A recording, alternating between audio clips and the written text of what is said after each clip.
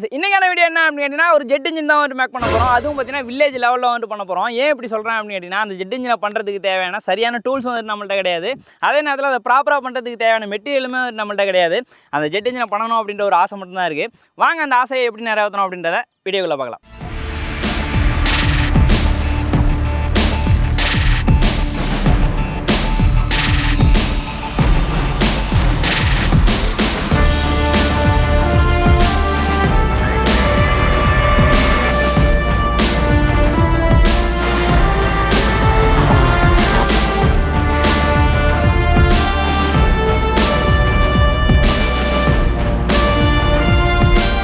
Jet இன்ஜினில் வந்து பார்த்தீங்கன்னா நிறைய டைப் இருக்குது. அதில் ஒன்று பார்த்தீங்கன்னா பல்ஸ் ஜெட் இன்ஜின், அதுலேயுமே 2 டைப் இருக்குது. ஒன்று வந்து பார்த்தீங்கன்னா வால்வு டைப்பு, இன்னொன்று வந்து பார்த்தீங்கன்னா வால்வுலெஸ். நம்ம பண்ண போகிறது பார்த்தீங்கன்னா இந்த வால்வு டைப் ஜெட் இன்ஜின் தான் பண்ண போகிறோம். இது வந்து எப்படி ஒர்க் பண்ண போகுது அப்படின்ற வந்து சொல்கிறேன் பாருங்க. இது வந்து பார்த்தீங்கன்னா காம்பியூஷன் ஜாம்பரு, இது வந்து பார்த்தீங்கன்னா டெயில் பைப்புன்னு சொல்லுவாங்க. அப்படி இந்த இடத்துல இருக்குது பார்த்தீங்கன்னா ரீட் வால்வு. அந்த ரீட் வால்வோட வேலை என்ன அப்படின்னா வெளியிலேருந்து மட்டும்தான் காற்றை வந்துட்டு உள்ளே விடணும். உள்ளே இருக்கக்கூடிய காற்றை வந்துட்டு பார்த்தீங்கன்னா வெளியில் போகாமல் பார்த்துக்கணும். இப்போ நம்ம எல்பிஜி கேஸை அந்த காம்பியூஷன் சாம்பருக்குள்ளே விட்டுட்டு அந்த கேஸை நம்ம பற்ற வச்சோம் அப்படின்னா அந்த கேஸ் வந்துட்டு எரியும் போது ஹை ப்ரெஷரில் அந்த எக்ஸாஸ்ட் கேஸ் வந்துட்டு பார்த்தீங்கன்னா நமக்கு வெளியில் போகும். அப்போ வந்துட்டு பார்த்தீங்கன்னா நம்மளுக்கு ஒரு த்ரஸ்ட் கிடைக்கும். அப்படி அந்த எக்ஸாஸ்ட் கேஸ் வந்துட்டு வெளியில் போகும்போது உள்ளே வந்துட்டு பார்த்தீங்கன்னா நம்மளுக்கு ஒரு வேக்கம் வந்து கிரியேட் ஆகும். அந்த வேக்கமுக்கு வந்துட்டு பார்த்தீங்கன்னா அந்த ரீடு வால் வழியாக வெளியிலேருந்து காற்று வந்துட்டு பார்த்தீங்கன்னா நம்மளுக்கு உள்ளே வரும். அதே சேம் டைம் வந்துட்டு பார்த்தீங்கன்னா கேஸும் வந்துட்டு நம்மளுக்கு உள்ளே வந்துட்டு இருக்கும். இப்போ இந்த கேஸும் ஏரும் வந்துட்டு மிக்ஸ் ஆகி ஆல்ரெடி நம்மளுக்கு வெளியில் போணுச்சு இல்லையா, அந்த ஃபயர் வந்துட்டு பார்த்தீங்கன்னா பேக் ஃபயர் ஆகும். அதில் வந்துட்டு பார்த்தீங்கன்னா உள்ளே வந்த கேஸ் திரும்ப வந்துட்டு எரிய ஆரம்பிக்கும். இதே போல் வந்துட்டு பார்த்தீங்கன்னா கண்டினியூஸ் பல்ஸாக வந்து நடந்துகிட்டே இருக்கும். நம்மளுக்கு அது மூலமாக வந்து பார்த்தீங்கன்னா த்ரஸ்ட் கிடைக்கும். ஃபஸ்ட்டு இந்த காம்பியூஷன் சாம்பரை வந்துட்டு மேக் பண்ணுறதுக்கு 4 இன்ச்சு இரும்பு பைப்பு ஒரு 14 இன்ச்சு நீளத்துக்கு வந்து எடுத்திருக்கேன். அதே நேரத்தில் நல்லா கேஜ் அதிகமான பைப்பாக வந்து எடுத்திருக்கேன். அடுத்ததாக டெயில் பைப்புக்கு வந்து பார்த்தீங்கன்னா 2.5 இன்ச்சு இரும்பு பைப்பு ஒரு 3 அடி நீளத்துக்கு வந்து எடுத்திருக்கேன். இப்போ நம்ம அந்த 2 பைப்பையும் வந்து பார்த்தீங்கன்னா ஒன்றா வந்து வெல்டு பண்ண போகிறோம். அதுக்கு முன்னாடி வந்து பார்த்தீங்கன்னா அந்த கோனிக்கல் ஷேப்பில் மாற்றிட்டு அதுக்கப்புறம் தான் வந்து வெல்டு பண்ணணும். அப்போ தான் பார்த்தீங்கன்னா கேஸ் ஃப்ளோ வந்துட்டு கரெக்டாக இருக்கும்.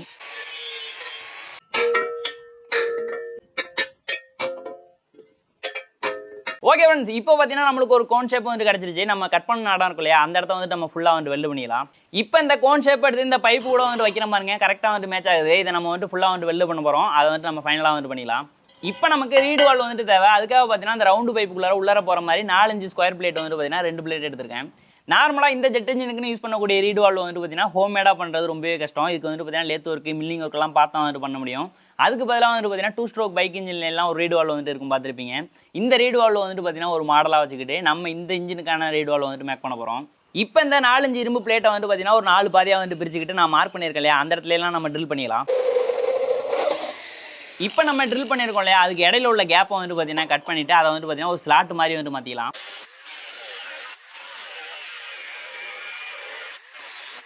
இப்போ இந்த 2 பிளேட்டையும் வி ஷேப்பில் வந்து வச்சுக்கிட்டு அதுக்கு இடையில உள்ள கேப் இருக்கு இல்லையா, அந்த இடத்துல ஒரு இரும்பு பிளேட்டை வச்சுட்டு நான் வெல்டு பண்ணிக்கிறேன். அப்படியே இந்த இடத்துல இருக்கக்கூடிய கேப் இருக்கு இல்லையா, அந்த இடத்துல ஒரு போல்ட் வச்சுட்டு அந்த கேப் இல்லாத அளவுக்கு நான் வெல்டு பண்ணிக்கிறேன். முக்கியமான விஷயம் என்ன அப்படின்னா நம்ம வெல்டு பண்ணியிருக்கோம் இல்லையா, எந்த இடத்துலையுமே வந்துட்டு கேப் இருக்கக்கூடாது. அந்த ஸ்லாட்டு வழியாக மட்டும்தான் நம்மளுக்கு காற்று வந்துட்டு வெளியில் வரணும். மற்ற இடம் எல்லாமே வந்து க்ளோஸாக இருக்கணும்.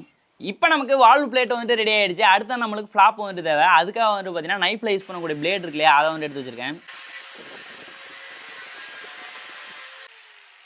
இப்போ இந்த பிளேடை என்ன பண்ணுறேன்னா அந்த ஸ்லாட் வெட்டியிருக்கும் இல்லையா, அந்த ஸ்லாட்டை வந்துட்டு கவர் பண்ணுற மாதிரி வச்சுட்டு அந்த பிளேடில் ஒரு ஹோல்ஸ் இருக்கு இல்லையா, அதை வந்துட்டு மார்க் பண்ணிக்கிறேன்.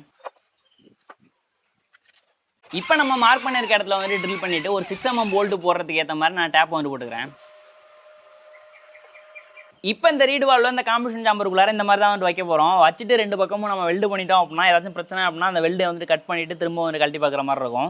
அதுக்காக வந்து பார்த்தீங்கன்னா ஒரு 4 இன்ச்சு இரும்பு பிளேட்டு 2 நம்பர் எடுத்துட்டு சென்டரில் வந்துட்டு பார்த்தீங்கன்னா அந்த ரீடு வால்வு உள்ளார போகிறதுக்கு ஏற்ற மாதிரி நான் வெல்டு பண்ணி எடுத்திருக்கேன். அடுத்ததாக இன்னொரு 4 இன்ச்சு ரவுண்டு பிளேட்டில் வந்துட்டு பார்த்தீங்கன்னா அந்த ரீடு வால்வு வந்து ஃபிக்ஸ் பண்ணுறதுக்கு ஏற்ற மாதிரி நான் கட் பண்ணி எடுத்திருக்கேன். அந்த இடத்துல வச்சுட்டு நம்ம வெல்டு பண்ணிக்கலாம்.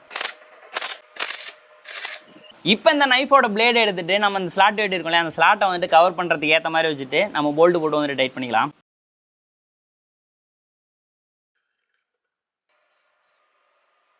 ஓகே ஃப்ரெண்ட்ஸ், இப்போ பார்த்தீங்கன்னா நம்மளுக்கு ஒரு ரீடு வால்வு வந்துட்டு ரெடி ஆகிடுச்சு. இது வந்து கரெக்டாக ஒர்க் பண்ணுமா அப்படின்றதெல்லாம் வந்துட்டு தெரியல. அதை நம்ம டெஸ்ட் பண்ணும்போது தான் வந்து கண்டுபிடிக்க முடியும்.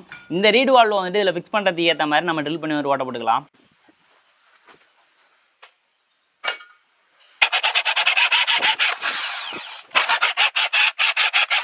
இப்போ நம்ம இந்த ரீடு வால்வு வந்துட்டு பார்த்தீங்கன்னா இந்த மாதிரி தான் வச்சுட்டு வெல்டு பண்ண போகிறோம். அதுக்கு முன்னாடி நம்மளுக்கு ஒரு வேலை இருக்குது. அந்த ரீடு வால்வு வந்துட்டு எந்த இடத்துல இருக்கோ அதுக்கு நேராக வந்துட்டு பார்த்தீங்கன்னா நம்ம கேஸ் பைப்பை வந்துட்டு உள்ளார வைக்கணும்.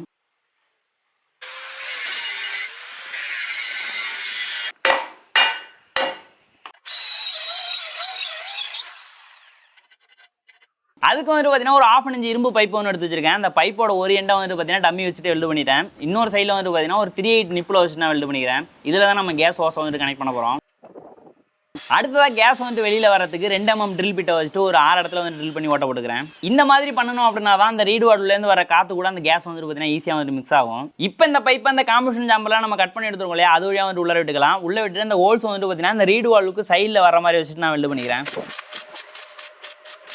இப்போ இந்த ரீடு வால்வை மிக்ஸ் பண்ணுறதுக்கு தேவையான செட்டப்பை வந்து பார்த்தீங்கன்னா அந்த காம்பினேஷன் ஜாம்பர் கூட வச்சுட்டு நம்ம வெல்டு பண்ணிக்கலாம். இப்போ நம்ம வெல்டு பண்ண போகிறோம் இல்லையா, அதுலேயுமே வந்து பார்த்தீங்கன்னா எந்த கேப்புமே இல்லாத அளவுக்கு ஃபுல்லாக வந்துட்டு நான் வெல்டு பண்ணிக்கிறேன். அடுத்து வந்துட்டு பார்த்தீங்கன்னா டைல் பைப் நம்ம எடுத்து வச்சிருக்கோம் இல்லையா, அந்த பைப்பையும் அந்த காம்பினேஷன் ஜாம்பர் கூட வச்சுட்டு நம்ம வெல்டு பண்ணிக்கலாம். ஓகே ஃப்ரெண்ட்ஸ், ஃபைனலாக பார்த்தீங்கன்னா நம்ம கையில் ஒரு ஜெட் இன்ஜின் இருக்குது. இதை பண்ணணும் அப்படின்றது கிட்டத்தட்ட பார்த்தீங்கன்னா ரொம்ப நாள் ஆசைங்க இது. ஆனால் நம்ம இதை பண்ணிட்டோம். இதை பண்ணினதுமே வந்து ஸ்டார்ட் ஆகிடுச்சா அப்படின்னு கேட்டிங்கன்னா அதுதான் வந்துட்டு கிடையாது. கிட்டத்தட்ட பார்த்தீங்கன்னா இதை டியூன் பண்ணி ஸ்டார்ட் பண்ணுறதுக்கு மட்டுமே வந்து பார்த்தீங்கன்னா ஒரு 6 நாள் ஆனிச்சு. என்னென்னலாம் பண்ணி இந்த ஜெட் இன்ஜினை ஸ்டார்ட் பண்ணோம் அப்படின்றத வாங்க பார்க்கலாம். இப்போ இந்த கேஸ் சிலிண்டர்லேருந்து வரக்கூடிய ஓசை வந்துட்டு பார்த்தீங்கன்னா நம்ம காம்பினேஷன் ஜாம்பரில் ஒரு பைப் வச்சுட்டு வெளியிடிச்சிருக்கோம் இல்லையா, அந்த பைப்பு கூட வந்து கனெக்ட் பண்ணிக்கிறேன். இப்போ நம்ம ரெகுலேட்டரை வந்து ஓப்பன் பண்ணிக்கலாம். இந்த ஓஸுக்கு இடையிலே வந்து பார்த்தீங்கன்னா நான் நீடில் வால்வ் ஒன்று வந்துட்டு போட்டிருக்கேன். நம்ம கேஸோட அளவு வந்து கரெக்டாக வந்து கண்ட்ரோல் பண்ணுறதுக்காக. நம்மளோட ஃபஸ்ட் அட்டம்ப்ட்டில் நடந்தது என்ன அப்படின்னா, கேஸ் வந்துட்டு உள்ளே போயிட்டு இருக்கு, காற்றையும் வந்து பார்த்தீங்கன்னா வெளியிலேருந்து நம்ம ப்ளோ பண்ணிகிட்டு இருக்கோம். நம்ம ஃபயர் பண்ணோம் அப்படின்னா ஃபயர் வந்து பார்த்தீங்கன்னா டைல் பைப்புக்கு வெளியில் மட்டும்தான் எரியுதே தவிர காம்பினேஷன் ஜாம்பர் வரைக்கும் வந்துட்டு ஃபயர் வரமாட்டேங்குது. அதுக்கான காரணம் என்ன அப்படின்றத வந்து தேடி பார்க்கும்போது அந்த காம்பினேஷன் ஜாம்பரோட அந்த டைல் பைப் வந்துட்டு பார்த்தீங்கன்னா 20% தான் வந்து கம்மியாக இருக்கணும் அப்படின்ற மாதிரி வந்து மென்ஷன் பண்ணியிருந்தாங்க. அப்படின்னா நம்ம 4 இன்ச் பைப்புக்கு வந்து பார்த்தீங்கன்னா 3 இன்ச் பைப்பு தான் டைல் பைப்பாக வந்து யூஸ் பண்ணியிருக்கணும். நம்ம வந்து பார்த்தீங்கன்னா 2.5 இன்ச் வந்து போட்டிருக்கோம். அதனால் 3 இன்ச் பைப்பே வச்சுட்டு வெல்டு பண்ணிட்டோம். இதை பண்ணினதுக்கு பிறகு நம்மளுக்கு பல்ஸ் வந்து ஜென்ரேட் ஆகுது. அந்த சவுண்ட்லேயே வந்து பார்த்தீங்கன்னா உங்களுக்கு வந்து தெரியும். ஆனால் அந்த ப்ளோரை வந்துட்டு அந்த ரீடு வால்வை விட்டு நம்ம நகர்த்தினாலும் அந்த பல்சிங் வந்து பார்த்தீங்கன்னா கண்டினியூவாக இருக்கணும். ஆனால் அது வந்துட்டு நடக்கல.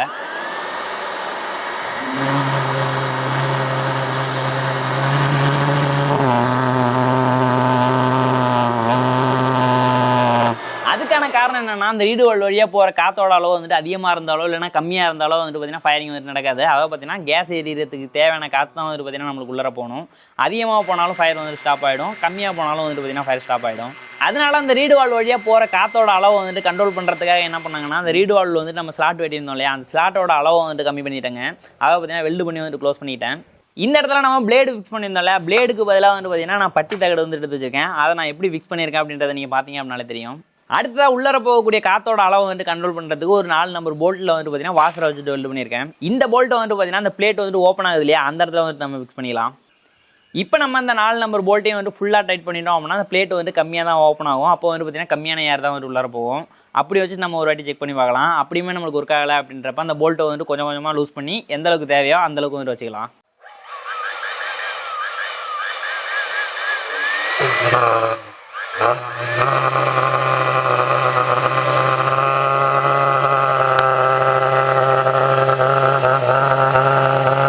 ஓகே ஃப்ரெண்ட்ஸ், ஒரு வழியாக வந்துட்டு பார்த்தீங்கன்னா ரீடு வால்வில் ஏர் கேப்பை வந்துட்டு பார்த்தீங்கன்னா கரெக்டாக வந்துட்டு ஃபிக்ஸ் பண்ணியாச்சு. நான் இப்போ இந்த ப்ளோவை வந்து எடுக்கிற பாருங்க, கண்டினியூவாக நம்மளுக்கு வந்து பல்ஸ் வந்துட்டு இருக்கு.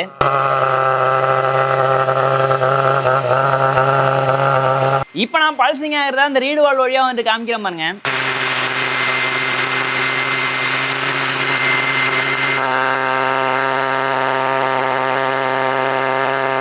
ஓகே ஃப்ரெண்ட்ஸ், நமக்கு இப்போ பல்சிங் வந்து பார்த்தீங்கன்னா கண்டினியூவாக வந்து வர ஆரம்பிச்சிருச்சு. இப்போ நான் கேஸ் ஃப்ளோ வந்து இன்க்ரீஸ் பண்ணுற பாருங்க, நம்மளுக்கு த்ரஸ்ட் வந்து எந்த அளவுக்கு வெளியில் வருது அப்படின்றதையும் பாருங்க.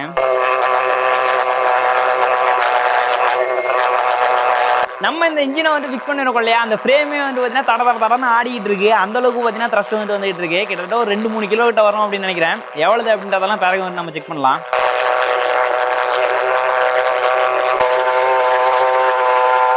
கையிலே ஆகாசம் கொண்டு வந்த ஓம் பாசம்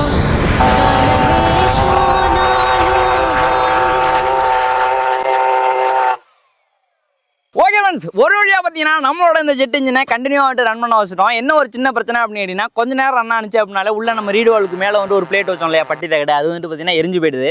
அடுத்த வீடியோவில் வந்துட்டு பார்த்தீங்கன்னா அதுக்கான சரியான மெட்டீரியல் வந்து யூஸ் பண்ணி அதை வந்துட்டு ஃபிக்ஸ் பண்ணுறோம்.